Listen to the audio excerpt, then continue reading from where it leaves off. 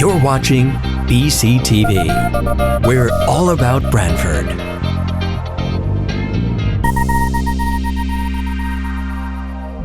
You're watching BCTV, Branford Government Television, a service of Branford Community Television. This program is brought to you in part through the support of the town of Branford.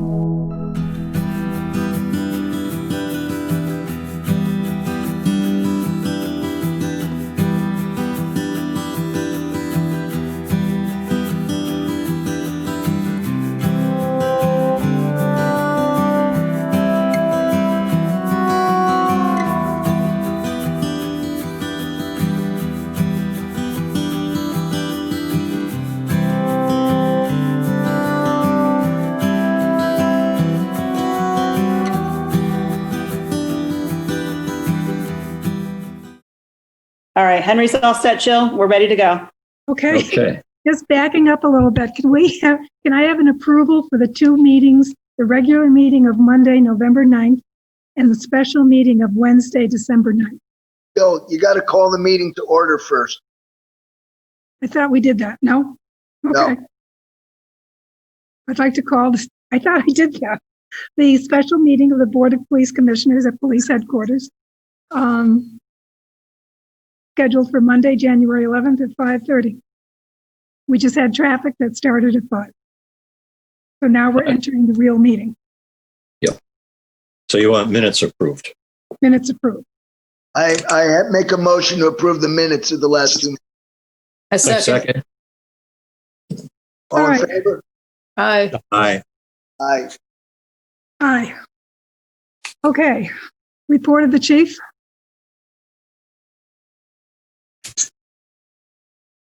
Don? Good evening, everyone. I'll start off with the CompStat report. As you know, this year we've been dealing with a significant increase in motor vehicle thefts, and I'm just going to hit this very quickly to give you a sense of closure for 2020. This year we had a 77% increase in stolen vehicles in the town of Branford.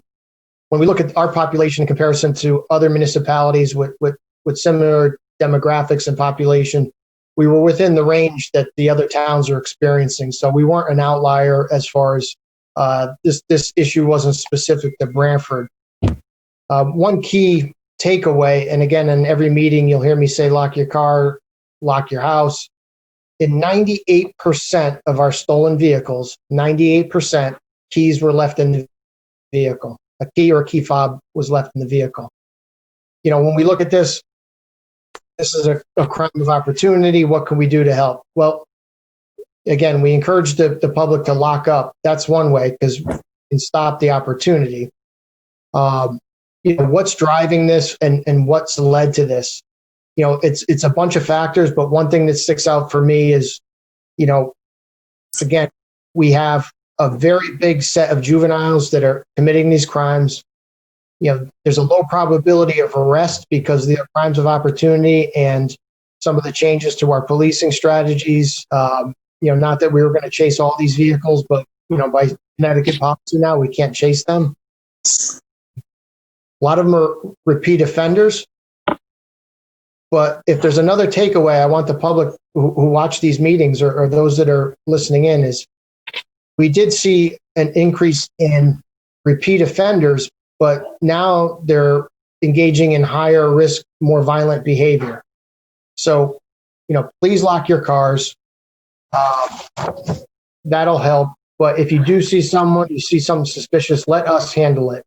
Again, some of these vehicles are being used in violent crimes. It's not something that I want you going out there and confronting these people in the middle of the night. Leave that for us. Give us a call. So we had this spike. What did we do about it? Well, I give credit, Lieutenant Rashad Roach and Sergeant Romanello and the men and women of the midnight shift.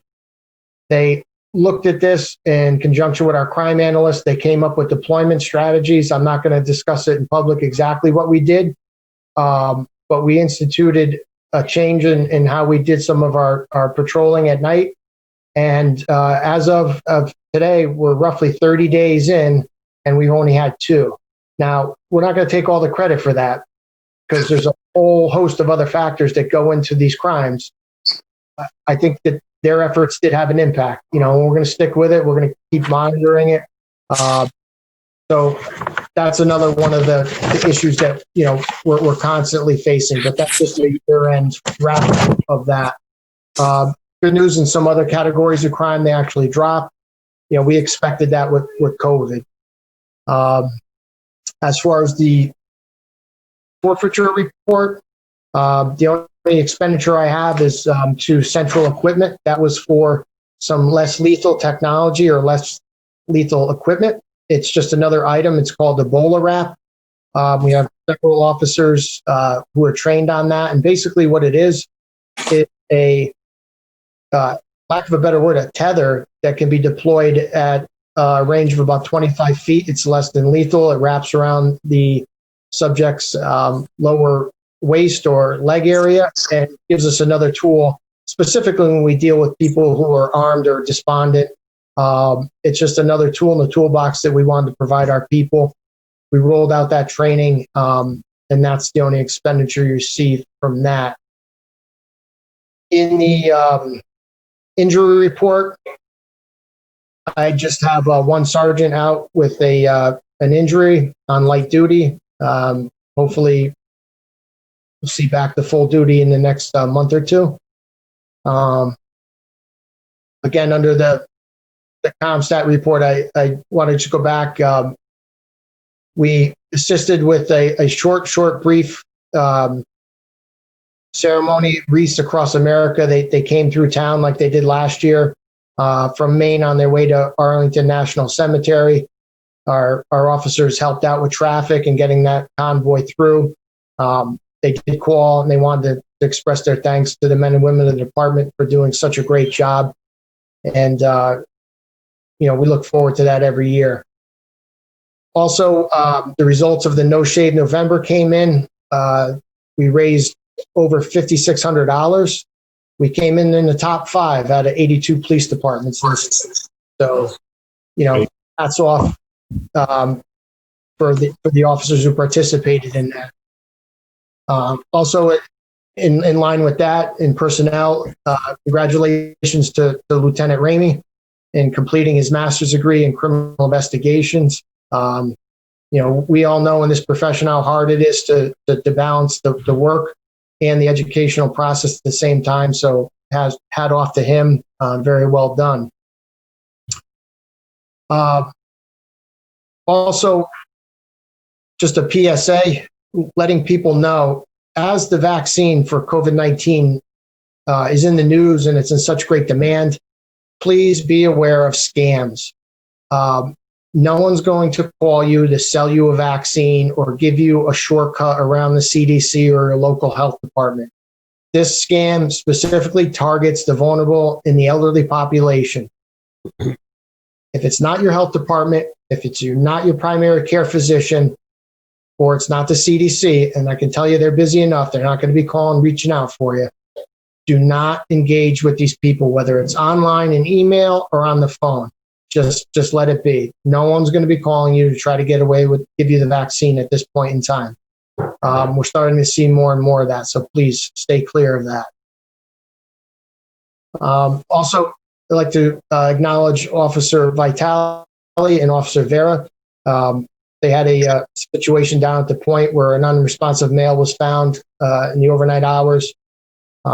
And in watching their body camera video, the professionalism and the compassion that they exhibited, it really is what we embody and what we want our officers doing. The outcome, wasn't as positive as we would have liked it. The subject did pass away.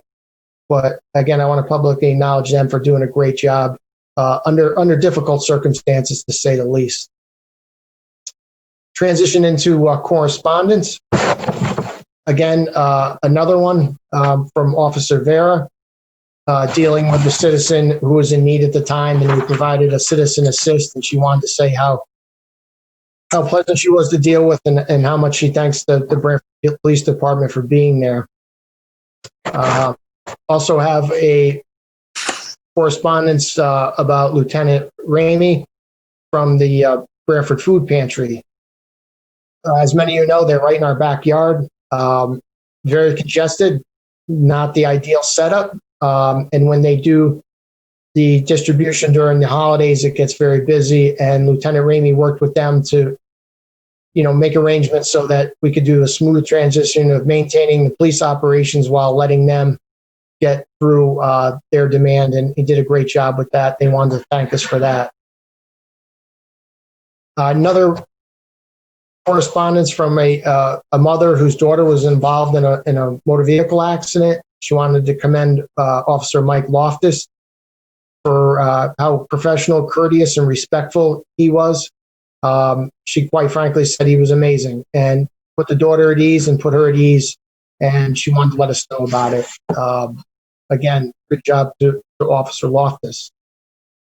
And Detective Dave Atkinson, in dealing with a missing person case, a family member reached out and sent me correspondence thanking Detective Atkinson for his commitment, and that she felt that if it wasn't for his actions and his involvement, that we wouldn't have found their loved one. And she just really said he's a testament to policing and to the community of Branford. Want to let us know about it. Lastly, under correspondence, I have a letter from Ed DeMarco Jr., the police chief of East Windsor, Connecticut. For those of you who recall, we had old WatchGuard body cameras that were obsolete, and we had switched platforms. And we actually, through the Board of Selectmen, we gave those that equipment to them for use so they can get their program up and running. They had some financial constraints, and he wants to reach out and also thank Captain Galdenzi, Dave Galdenzi, for assisting them with the transition and providing some background and valuable information on how to use the system. So other than that, that's all I have for correspondence, and that's all I have under the report of the chief. Chief, could you just touch base for a second about our meeting with the budget? All right, go ahead. Yeah, so basically, a snapshot of the budget. We realize what this year, how difficult it is, financial times. So the budget, the main request in the budget right now is just an ask for an 11th dispatcher. In looking at the operation, and COVID highlighted what I would say some weaknesses in the shell of our contingency plans with staffing. It's a highly complex job. It's a stressful job. They're highly trained. And it's not something we can just plug and play people into. It's a little more complicated than that. And after looking at that through the COVID lens, we feel that, bolstering the bench there, we average about one employee out, whether it's maternity leave or sick leave. And we would like to see, and this is something I've discussed with the fire chief, because again, they are our partners in public safety, and they drive a large portion of our demand with the complexity of the calls and the EMD protocols. So that's something to keep your eyes out for. I'll explain that at the upcoming budget meetings. Other than that, we're pretty flat. We're in good shape. Things look really good.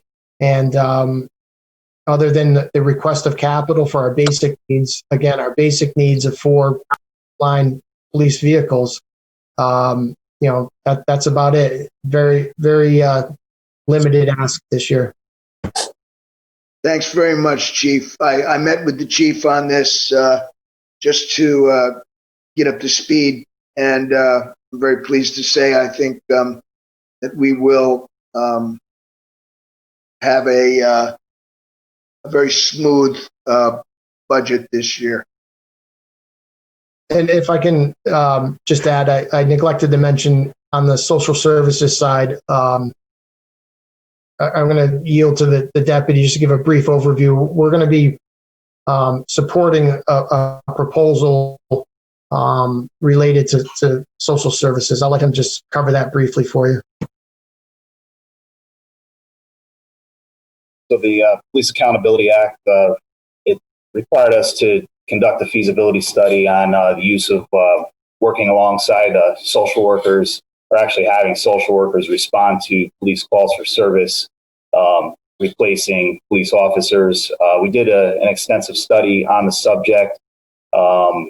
We realized that's not a feasible model for us. We did look at models that are in place across the country, and one that stuck out to us was a police social worker model that's being used across some departments nationwide. So the ask wouldn't be coming from our agency, but we've been working closely with the counseling center looking at this model. They may be requesting additional staffing for someone who we would probably title a police social worker. They would hopefully report to have dual reporting roles where they work here in our agency amongst us in our building, but they'd also be supervised directly by the counseling center. And this will give us someone that would give us some depth with mental health and well-being. This person would help us in crisis. They'd respond to police, crisis calls for service. They'd be ready and available to us, and they'd also help us with following up on families that are in need and that have extensive issues. So, we're not always, we respond and we're the first face that some families in town see, but we're not there to follow up and provide for, the additional help that's sometimes needed. So this social worker will have the expertise in the field to help guide families and give them the best service possible. So that's a model that we're looking at now, and it's in the very early stages of development, and it's pending approval of staff in town here. So John, sorry, it would basically be an additional officer / social worker that would be hired, or? So it would be hired as part of the counseling center. So it'd be a social worker, no police powers. They're referred to as like a second responder. So we'd respond to the scene as police officers. We make the scene safe. If we have someone in crisis, which, we're dealing with those calls on a daily basis. Our stats annually, it's pretty much every single day that we're dealing with some kind of mental health related call for service, many of which are crisis related, where, the person is in jeopardy of hurting themselves. Sometimes they want to hurt others. And oftentimes what that involves is us making a determination as police officers to send the person to the hospital for further evaluation, mental health evaluation. So that's where we'll have a social worker who has training and experience in crisis intervention. They'd be there to help us to respond to the scene, and give us guidance and help with a smooth transfer to the hospital if that's what's needed. Otherwise, they'd be there to provide other resources that police officers aren't always available or aware of that are available here in our community. Thank you. Okay. Is that the end of the report? John? That's it. That's all we have. Okay. Are we ready to move on? Chief? I think so. Okay. Peter. Traffic's next.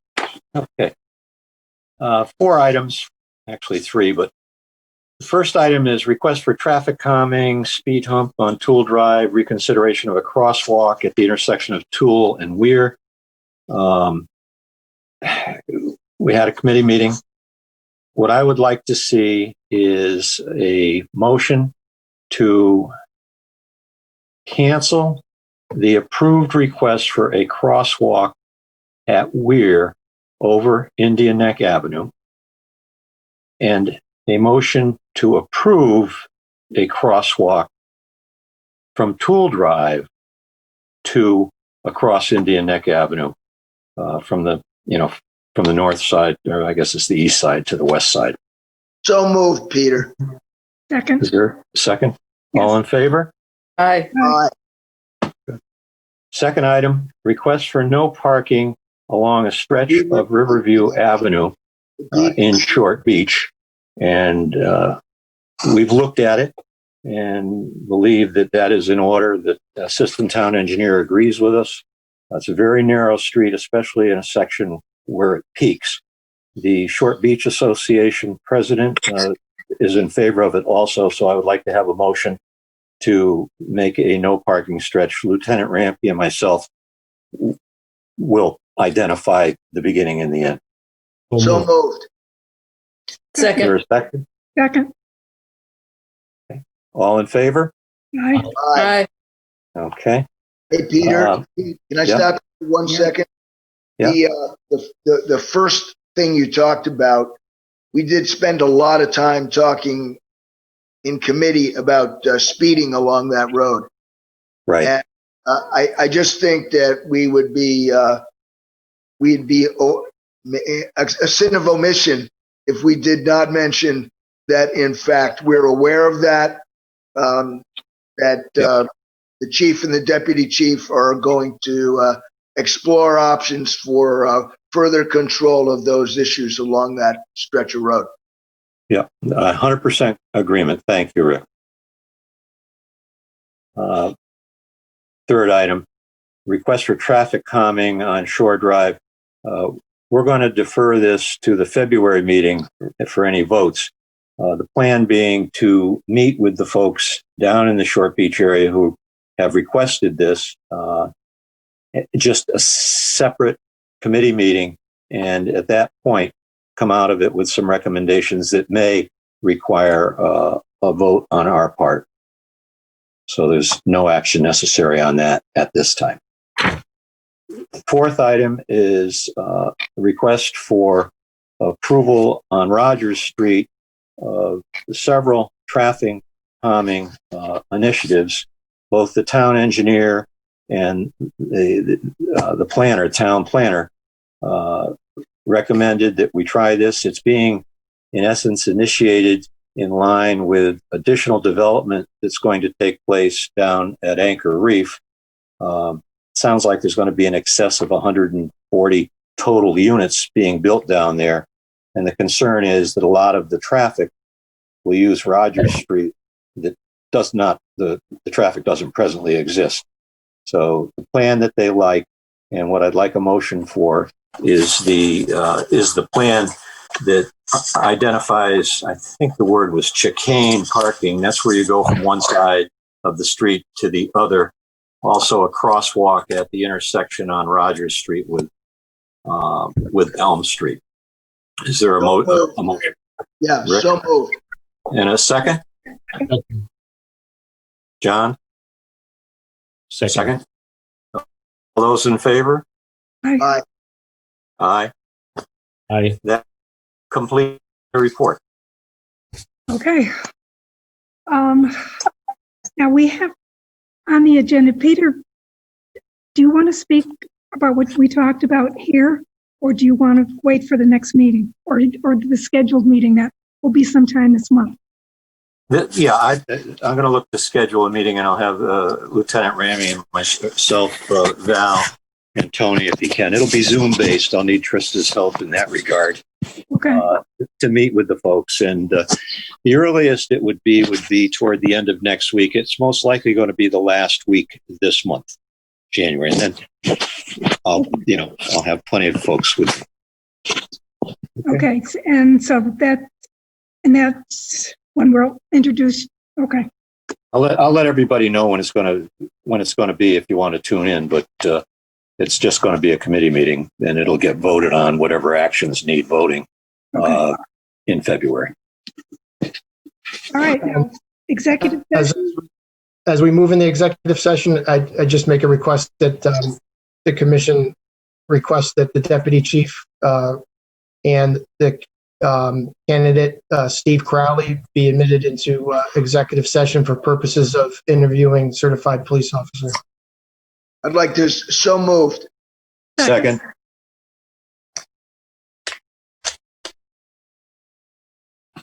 All right. So All right, everybody, just give me a minute and I'm going to set up a breakout room. You'll get pulled into that. Just give me a Okay. Stay where we are. stay where you are. Okay, good. Okay, I can't see that I'm there, so I'm good. Okay, Henry, let us know when you're ready. His microphone's off. Right. Okay. Okay. All right, Jill, we're all ready to go. For the record- Jill, are you there? I'm here. All right. I'd like to make a motion, please. Go ahead. Go ahead, Rick. All right. I'd like to make a motion that as of January 20th, 2021, that Steve Crowley become a patrol officer for Branford. Second that. Second, All in favor? third, fourth. Aye. Aye. Aye. Welcome, Steve. Welcome, Steve. Welcome, Steve. Steve. Good job. Okay, the one thing I didn't cover was the police commission meetings for 2021. The next one is February 16th. Okay.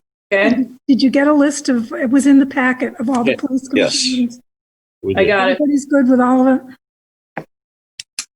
So far, so good. Yes. Yeah. Okay, good. All right, so Super. All right. Everybody, Happy New Year. And I'd like to make a motion to adjourn. second. Second. Motion. All in favor? Aye. Aye. Good night, everyone. Aye.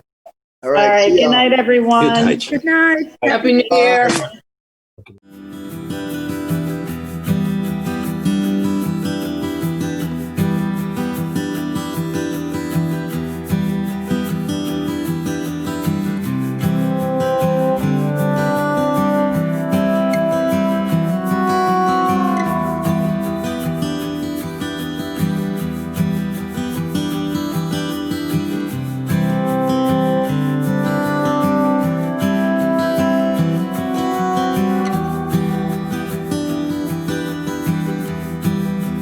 This program was brought to you in part through the support of the Town of Branford. Watch town meetings and other videos on demand at BranfordTV.org.